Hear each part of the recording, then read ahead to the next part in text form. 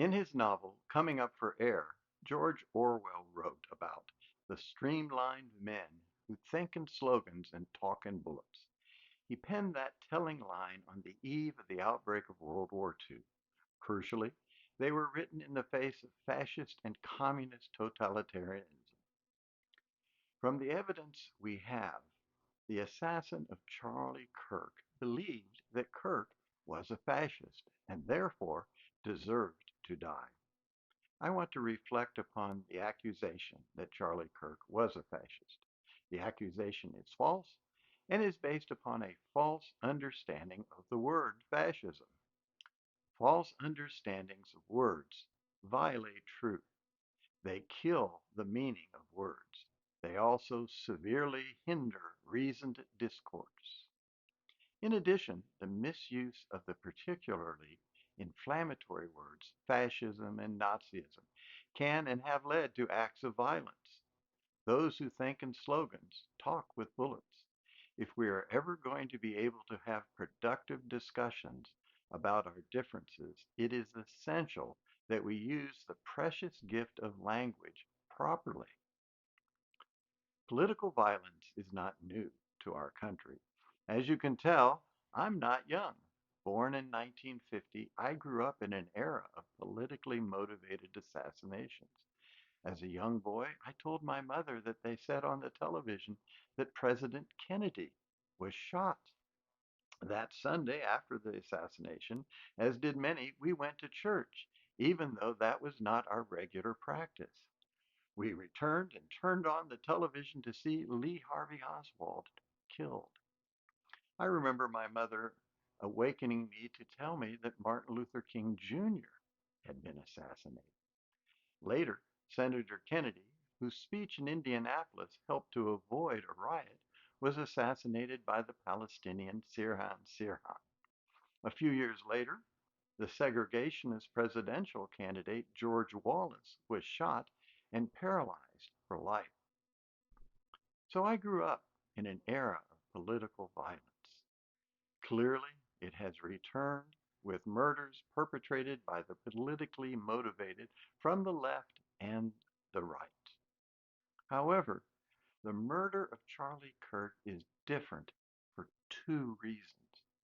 First, his practice was to visit college campuses and invite questions from the crowd, and a discussion would follow. So his assassination, which I believe is an appropriate term for this targeted killing, was an attack upon the exercise of free speech and open dialogue on political, social, religious, and ethical issues. The second difference is the response to his murder. Those political assassinations that I grew up with, principally in the 1960s, were met with almost universal horror and condemnation, both by your everyday citizens and by politicians and media, no matter their political position. This has not been the case with Kirk's death. There has been an enormous number of individuals posting on social media that he deserved what he got and rejoicing at his death. Also, there have been media and political figures whose reactions have been similar, albeit more subdued, perhaps. I wish that I could say that I am shocked by these reactions, but given our current social and political environment, they are not surprising. In the case of Charlie Kirk, the accusations that he was a fascist and practiced hate speech, a topic for another day, have come from the left side of the political spectrum, and not just members of fringe groups. Such accusations, I will demonstrate, are false and bear the fatal fruit of murder. Just so you know, the left has no monopoly on the dangerous abuse of language. In the 1950s, the right used inflammatory language, and Congress itself, in the form of the House on Un American Activities Committee, persecuted those that they deemed to be communists. One of my favorite statements during these meetings came from Rex Stout. the author of Nero Wolfe Mysteries. When the committee chairman accused Stout of being a communist, he reputedly replied, I hate communists as much as you do, Martin, but there's one difference between us. I know what a communist is, and you don't. Today, the left doesn't know what fascism means, or perhaps in some instances doesn't care. Let's look at the meaning of the word and its cousin Nazism. My blog post, Fascism, the F in Antifa, explains fascism in a more detailed manner. If you'd like to read it, you can find it at www.billisley.com. I've included the link for the article below as well. Here I'll just mention the main points. Fascism is a modernist ideology that rose to prominence in the first half of the 20th century as a political and economic alternative to democracy, capitalism, and to revolutionary socialism, although it was closest to the last, a fact that will shock most people. It came to power in the wake of the cultural, political, and economic turmoil of post-World War I European societies, triumphing initially in Benito Mussolini's Italy and then most infamously in Hitler's Nazi Germany. Fascism can best be understood by focusing on three categories: the mythic, the political, and the economic. First, the mythic. Ideologies have an underlying meta-narrative or myth that encapsulates the vision of the world. Socialism appealed to a utopian vision of equality. Mussolini came to the conclusion that socialism's egalitarian dream was the idealization of an abstraction. He and the fascist movement that he founded appealed to something that they considered more fundamental and less rationalistic: the common bonds of the nation, or in Hitler's Nazism, to the race or the folk, the people. For both, blood was thicker than thought. Politically, fascism, as the revolutionary socialism of the Soviet Union, advocated and established a totalitarian state characterized by government control of all aspects of life, in which the individual's existence and destiny were in service to the state and the leader who embodied it. As Mussolini proclaimed in a 1928 speech, all within the state, nothing outside the state, nothing against the state. The Nazi political slogan, Ein Volk, ein Reich, ein Führer, one people, one empire, one leader, said the same. The radical call for dedication to the state demanded not just obedience from the masses, but also their active support. With regard to the economy, it's important to remember that Mussolini was a leading socialist who was even praised at one time by Lenin. He claimed to be establishing a true and more effective socialism. Also, the Nazis were National Socialists. Both wanted to construct the corporate state. The economy was to be managed at a national level by a collection of employers, workers, and state officials. The fascism of Mussolini and the Nazism of Hitler both advocated violence as a political weapon to overthrow the established regime. There was no place for the peaceful and free discussion of differences. Furthermore, in the world of the 1920s and 30s, the culture was abandoning its roots and society was adrift. People, especially young people, felt lost. The violent actions of radicals gave an apparent meaning and purpose to their lives. The same was true, and is true, of Marxism. Today's culture and society are in a similar condition, and the radical ideologies of fascism and Marxism lead to intolerance and violence.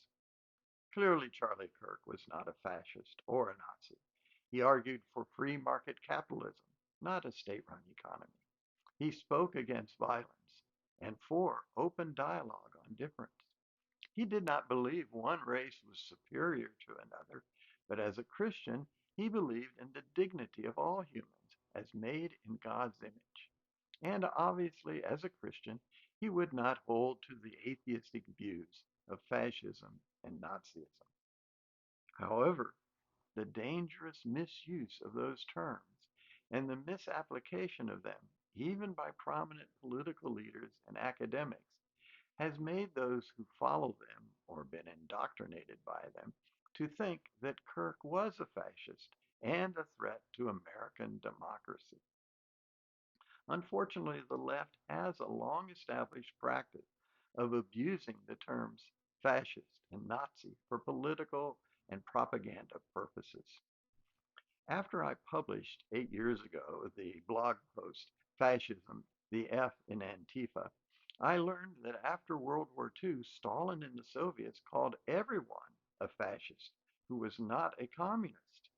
Then I discovered that it didn't just start after World War II.